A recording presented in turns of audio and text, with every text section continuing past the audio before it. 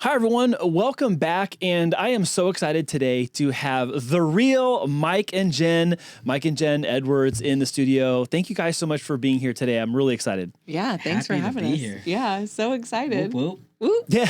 And this is the beginning of a new series, and we're going to be talking about buyers and what that experience is like. So for people who are aspiring homeowners, or maybe they're buyers in the investment space as well, we're going to talk about what that process looks a little bit like, and you can give me some explanation and some detail about what that experience should be like when people are working with you. Yeah, absolutely. Yeah, absolutely. So buyer's roadmap, and we'll go step by step. But the first thing is find an agent. Yeah, that's a good start.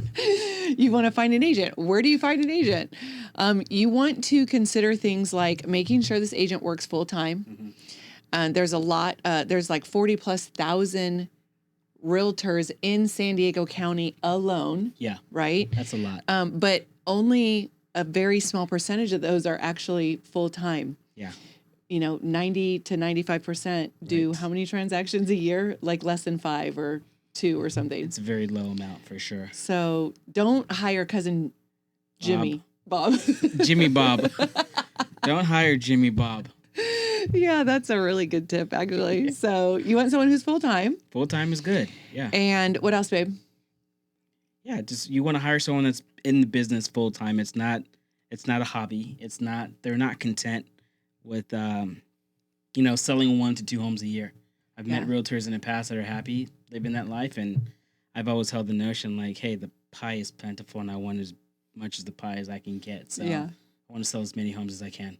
So what's something that maybe you guys have experienced dealing with on the other side of a transaction, an agent that has a wealth of experience versus one that does not? What are some of those differences that you see really matter in that? Yeah, that's actually a really good question. And it kind of opens up a can of a lot of information, for lack of better terms, but it can literally be the difference between getting you your home versus not.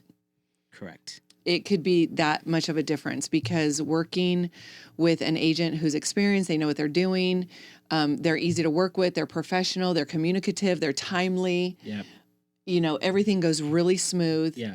And, it's a thing. It's an unspoken thing, right? Agents like to work with other good agents. At the end of the day, agents want to work with other competent, like-minded, and kind agents. Right. We tell our clients all the time, like, we were literally just closed on an escrow in Oceanside, and our offer was not the highest, but because we built rapport with the other agent, our offer was actually 35 less than the highest offer. But they liked our terms and they liked working with us, and they realized, hey, these agents actually sound like they know what they're doing. Yeah. Let's cross the finish line. Yeah, because it's all about getting across the finish line. Absolutely. And of course, ultimately, it's the seller and the buyer's choice on, selecting this offer versus what we're putting in offers. But agents, listing agents and buyer agents alike, I mean, we're the expert in the transaction. So we're going to advise our clients. Yeah. And so listing agents will advise their clients, hey, here's the layout of your 3 offers. Yeah. But, here's the differences and all the differences, right? And we're not totally opposed to you hiring, your nephew who just got his real estate license. That's fine. As long as that nephew has a support and mentorship from a seasoned agent, that makes sense. Do it. Yeah. We started from the bottom. We didn't have any experience. We've owned businesses in the past, sure, but real estate's a whole different beast. Yeah. But because we had great mentor, drop his name again, Steve. We love Steve. Yeah. He was an amazing mentor, and he helped us. I'm of the mindset that experience is a teacher of fools. I would much rather learn from the mistakes of others and make those mistakes myself. That's right. And Steve showed us a lot of what not to do, and that helped. Yeah, absolutely.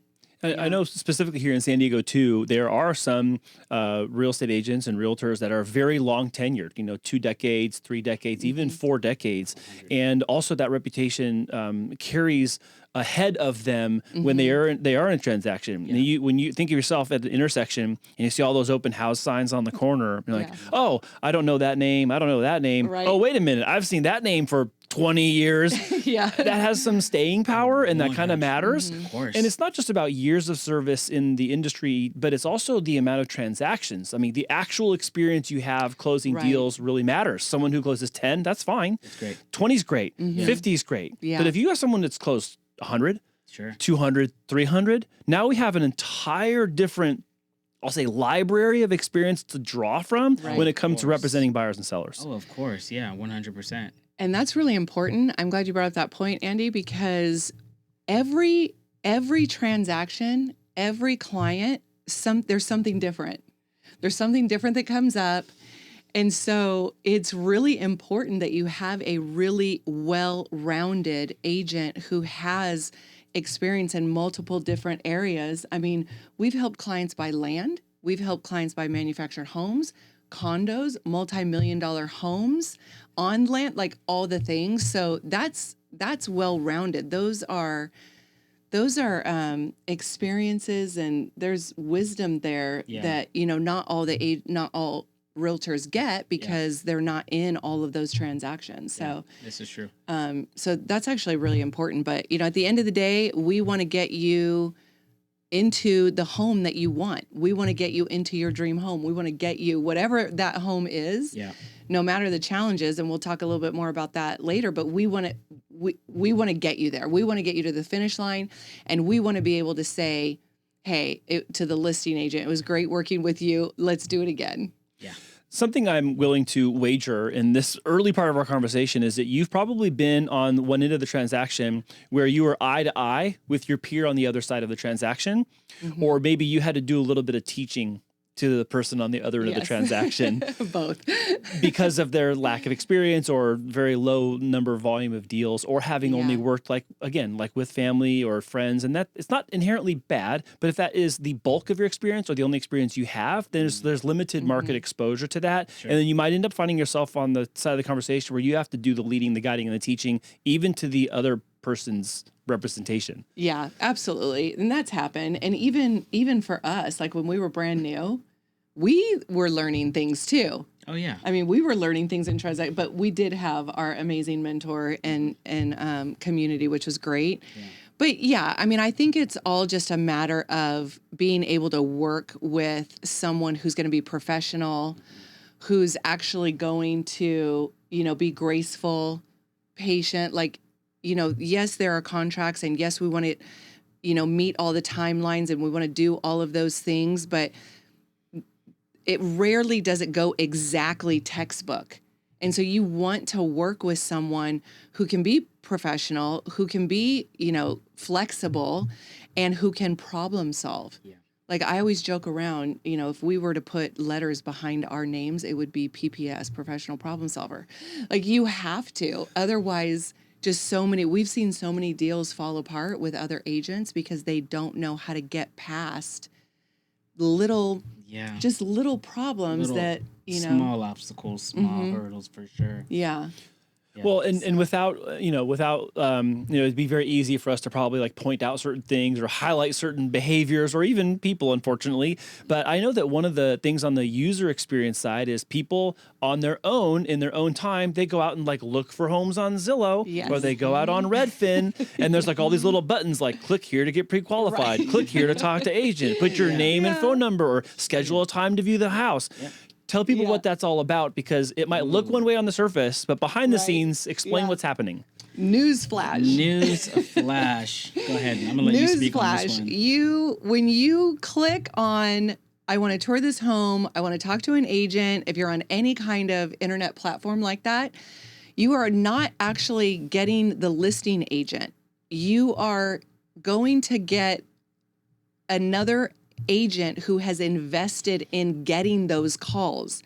So, hey, the average bear may not realize this, but there are real estate agents out there who pay Zillow, Realtor.com, all of those different companies to get leads. Right. When you click on, I want to tour this home, I want to speak to an agent, you're that lead. And so that's what you're getting. Yeah. My only caution with this would be, because, I mean, that in and of itself, I don't think is like, there's no judgment here. My only caution there is oftentimes somebody will do that and they'll say, oh no, I already have an agent. Okay, if you already have an agent, call your agent. Why are you doing your agent's job? Yeah, call your agent and don't say things like, well, I didn't want to bother them. That's literally what they do. And by the way, so you want to bother me? Yeah, so you That's fair. Okay. Because by the way, that's actually the fun part. That's literally like that's our favorite part, huh? Is like showing homes, and we haven't got to that part yet, but we will. But let your agent actually do that work, and just know that real estate agents, this is our business. This is actually what we do to put food on the table. We're not free. I mean, we're not totally free. At some point, we need to get an income, so don't let this agent, cross over county lines or go to a whole different part of the county, driving there in traffic to get there for you to tell them, oh, I already have an agent. I just want you to open this door for me. Yeah. I mean, it's, let's be a little bit more courteous. I might go so far as to say, like, even before you start clicking and searching on the interwebs, like, connect with a realtor first. Yeah. Before you click on anything, and let them help you. Yeah. So you're not doing any clicking. You're not being connected to an agent that's paying for these leads. Yeah. So absolutely. Tell me why it's important to do that in the context of finding someone who is not only committed, committed to the craft and the trade of real estate, but also maybe his, I don't want to put words in your mouth, but like maybe someone who has some resilience built for their business. Like, why is that so important in the context of go find someone first instead of just go looking first? Why is that so important these days? Well, I mean, it's kind of like when you're driving and you're asking for directions. Like, you want to ask someone that's local and that knows the lay of the land before you whip out the map and try to do it. I don't even know if they make those maps anymore. What are they called? Thomas Guide. Thomas Guide. Jenny used to love Thomas Guides. We don't live by the Thomas Guides Yes, anymore. that's how old I am. Yeah. And so, Andy uses Thomas Guides too. I love Thomas Guides. I know. I wish do they still make them? I don't even know. I hope not. They're great. I hope not. We don't need it. We have digital. Most people would not even be able to read a Thomas Guide right now. Well, the point I'm trying to make is if you speak with the realtor before you start clicking and searching, like, it's just going to help give you direction. I'd like to say it this way. Like, we like to ask our clients a lot of questions, so we're showing them few homes, as opposed to asking them a few questions and showing them hundreds of homes. Yeah. Like, that's a waste of our time, and it's a waste of your time. Let's pinpoint, let's ask the right questions, and let's go find the exact home that makes sense for you where there's no compromise. That's a really good point. And also too, let's be honest, you want to click with that person. Like, I might be too much for some people. I'm too much for Mike sometimes. But no comment. we tell our clients who we're meeting for the first time, look, you have a choice. If we're not a good fit for you, we're okay with that. Because the ultimate goal is to get you into a home and for you to have really the best experience about it. And then once you decide you can't live without us, then call us back. Yeah. Right? Because we may not be everyone's cup of tea. We do try to recognize other people's personalities, and I really do try, because I can be very outgoing and a little bit, out there. But you're really good at reading the room, though. Like, you adjust very quickly. Yeah, but then, do. At the same time, we balance each other out. Right. Yeah. And Mike and I, we're always together.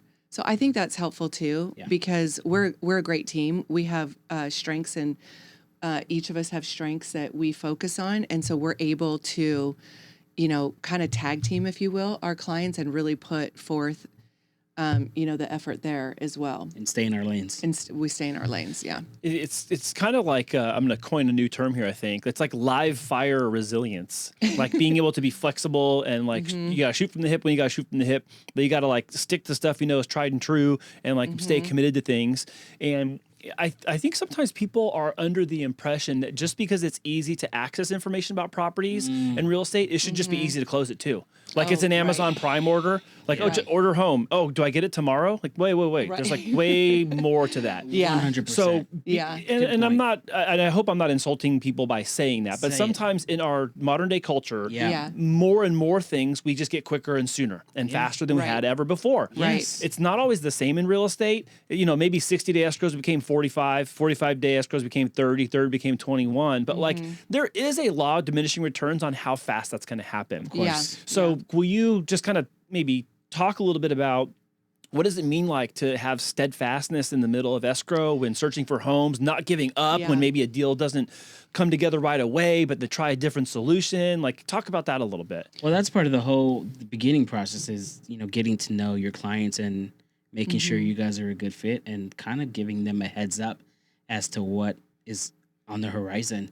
We remind our clients all the time, like, hey, look, searching for homes, that's the fun part. Touring homes, that's the fun part. We earn our paycheck in escrow. That's when the real work begins. That's when you're going to be inundated with emails. But don't worry about that. We're going to help you with all of that. We're going to hold your hand throughout the entire process until we hand you the keys. And even after we hand you the keys, we're still going to be in your life if you want us to. Yeah. Yeah. I was thinking when you were talking about resilience, I was thinking one of the things that Mike and I are absolutely committed to, and we've had some doozies. So we've had some opportunities to really be resilient because there are so many things that can happen in a transaction. And we understand this is like on top of your normal busy life. You decided it's time for you to buy a home. So it's kind of an added thing and it can be really overwhelming. Yeah. And so we're here to make your life easier. We're here to make the buyer's life as easy as possible. So what our commitment is, unless you tell us, I do not want this house anymore for X, Y, and Z. Right. It's too small. It's this, it's that. Right. We are going to get you to the finish line. I mean, we've been to IRS offices because our clients at work and we needed paperwork. We've been in escrows for 2 months, over 2 months, because we're like, we are going to make this happen. We're going to stay in the fight. Yep. We're going to do everything we can to just make it happen. And we have stories that we can go into, but the bottom line is we're in escrow right now on one that's oh yeah, we're already ongoing. over 2 months. I forgot about that already. Yeah, it's a doozy, but that speaks to the average agent's not built for that. Sorry, I didn't mean to cut you off. No, that's absolutely right. And I think that's where the next thing that came to my mind was emotional capacity. We have run into other professionals who don't necessarily have the emotional aptitude that it takes to get to the finish line. Yeah. I mean, I don't mean any disrespect by saying this, but I've come up with a term. I've put people on timeout. Like, you're on timeout. Other agents and clients sometimes too. Yeah, you're on timeout. Your emotions are out of control. You just yelled at me and cussed at me. So we're going to resume this conversation later when you've been able to collect yourself. Yeah. So always being able to, and I mean, look, it gets tough. And we want to save our clients from like knowing all of that too. Like, they don't need to know what's going on behind the scenes. Right. A lot of it, there is a lot of stuff going on behind the scenes that they don't know about. Yeah. But we don't need to tell them because it's just going to overwhelm them. And the last thing we want to do is overwhelm them even more. Like, they're already doing a lot. And so we're trying to carry the brunt of that. Right. But we realize, like, you have to have an emotional aptitude. You have to be able to be under pressure and kind of freaking out, but not on the outside.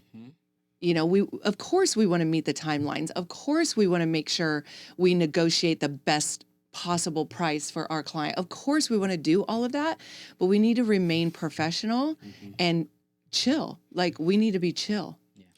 It's so important that you're saying that, because I think a lot of the times where someone on the buyer side, they're buying a house this year and may not buy another one for 5, 7, 10 years. Right. You're doing multiple transactions every day, every week, every month, every quarter. So your exposure to volume of experience is a lot more than on the buyer side. For sure.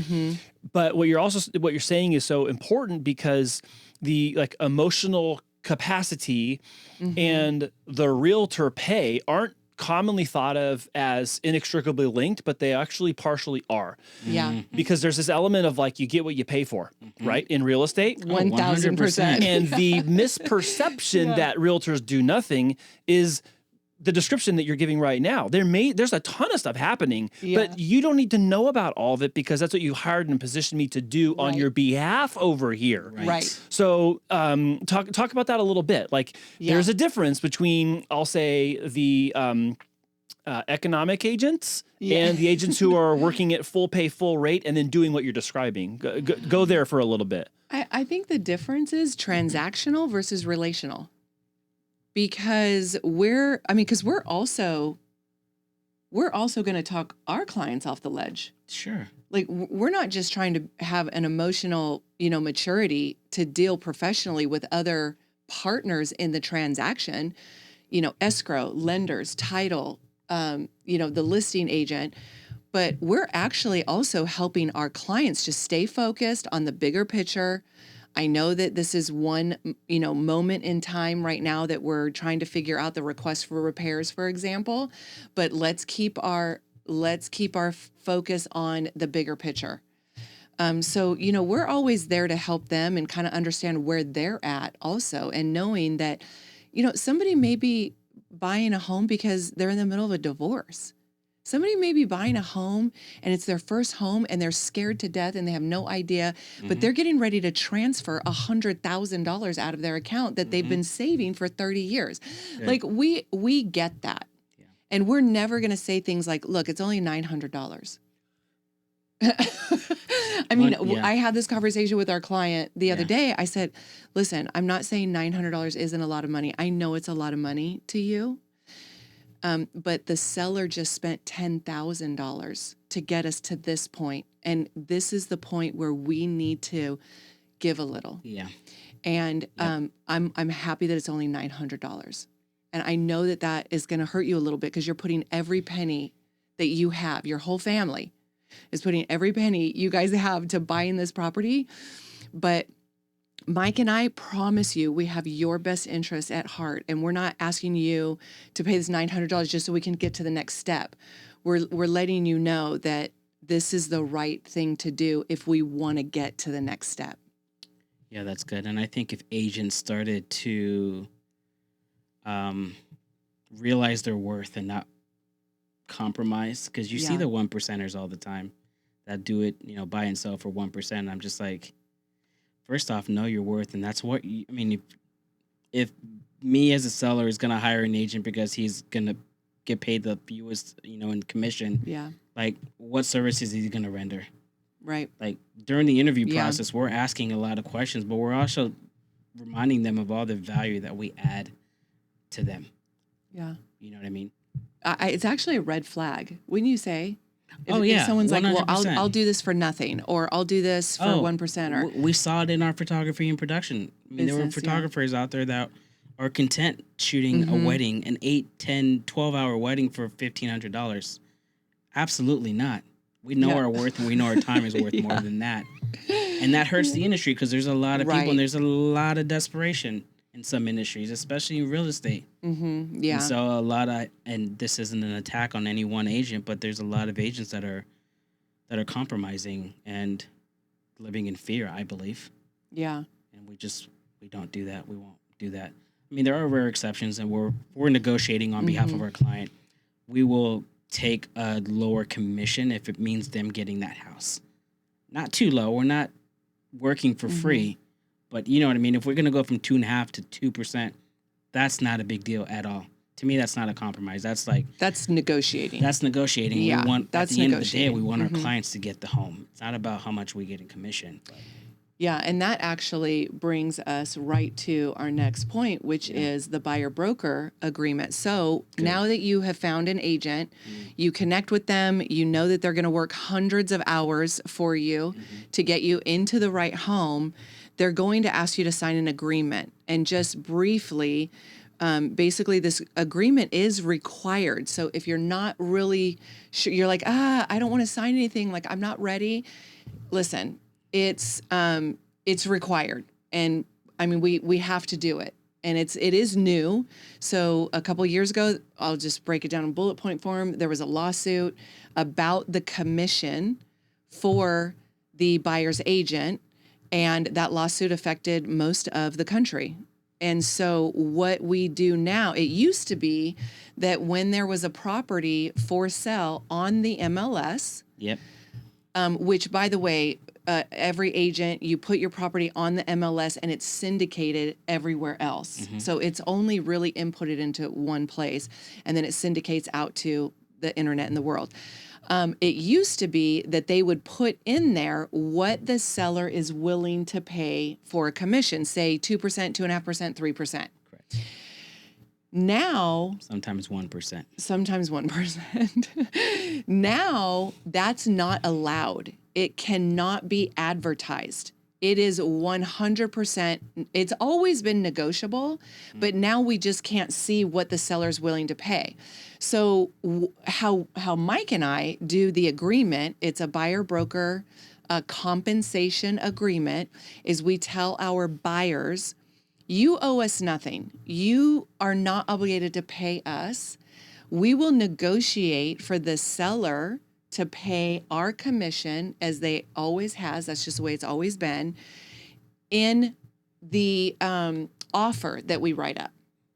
So we have our buyers sign an agreement.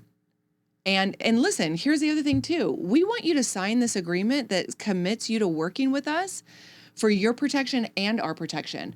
Right. Number one, we're going to, like I said, we're going to work hundreds of hours for you, and we don't get paid until we close escrow. Correct. So think about, I mean, really, you got to ask yourself, like, would you go to work every day, go to an office every single day for actually more than 8 hours, 12 hours a day? I mean, let's be real, 7 days a week. You answer your phone 24/7 for 3, 4, 6 months and not get paid? Would you? That's no. In a minute. Yeah. So, and then the other thing is we want to protect you too, because if you're going to all these other, if you're working with 5 agents, that's just not, there's no loyalty. There's no loyalty in that. And you're having 5 agents work for you, and then you decide on one to, it's like, they're also going to respond likewise. I think in my experience, I've only seen that go sideways or south. There's never a north in that situation. Correct. Because you lack representation when it actually ends up mattering. Yeah. And then it creates a division between the people you're hoping that can professionally help you in a number of ways, not even to mention the legality problems you will come up against if you are trying to make numerous offers with numerous agents at the same time. Correct. While claiming on your contract that you're buying this to be intended as your primary residence, et cetera, et cetera. So you can get yourself into some hot water or deep water pretty quickly if you're not careful in this arena. 100%. Yeah, That's absolutely. a good point. And if listing agents find out that you're working with multiple agents, they're also not going to want to recommend muddies the water. Their clients pick your offer, because it just sends a message that you may not get to the finish line. If you're working with 5 different agents and you're writing all these offers, or you're doing this, you're doing that, then they don't see that you're serious and that you're committed. Well, no one wants to marry someone dating 5 people. That's a good point. Just plainly put. Yeah, I mean, when it comes down to it, it's like, hey, we got this committed example right here and this really shifty one, seller. Which one do you feel more confident in, Mr. and Mrs. Seller? Right. No, absolutely. So the agreement is just that. Yes, welcome to real estate. It's like a lot of pages, but, you get used to it, because, that's just what, I mean, we have contracts, and contracts are a lot of pages, but they're well written. Your agent that you select should be able to explain it to you in detail and show you what you're committing to. And by the way, you can pretty much cancel those at any time. Right. So if you decide we're not a good fit, then, we can literally write it for one day, one property, 10 properties, a weekend, whatever. Yeah. And then, like I said before, when you decide you can't live without us because we're awesome, then we just renew the agreement. So, yeah. Are there any other things about finding an agent that they're just paramount and really important? Because there's another aspect of buying a home that, of course, most people are going to need, which is a loan. But before we go to that, is there anything else about finding the right agent or finding themselves in the right relationship? It's just really critical. I think we covered. I could probably add one thing. I think it's a misconception when people think, well, I have to use an agent that lives and only works in this area. Because Mike and I, we've done transactions all over this county and Riverside County, and it doesn't matter. We've driven on dirt roads for half an hour. Like, it doesn't matter. We're going to do it. If that's the property you want to see, if the land you want to see, or whatever, or you want to go to Temecula because we can't find you what you want in your budget in San Diego, let's do it. We'll go. Yeah. We'll go. I think it's more about the agent and their capabilities and resilience and commitment and all of those things. Because we've run across agents who are like, I'm not doing that. I'm not driving to Chula Vista. I'm not doing that. That's too far. And we're like, what? We'll be there in 30 minutes. Like, what? So I want to encourage, I really want to encourage buyers out there. Don't think that you have to have somebody that knows that specific market. Real estate is a business. And if you know that business, you should be able to do business anywhere. Yeah, that's a good point. Yeah, that's solid. Yeah. That's very solid. And speaking of knowing how to do business, one of the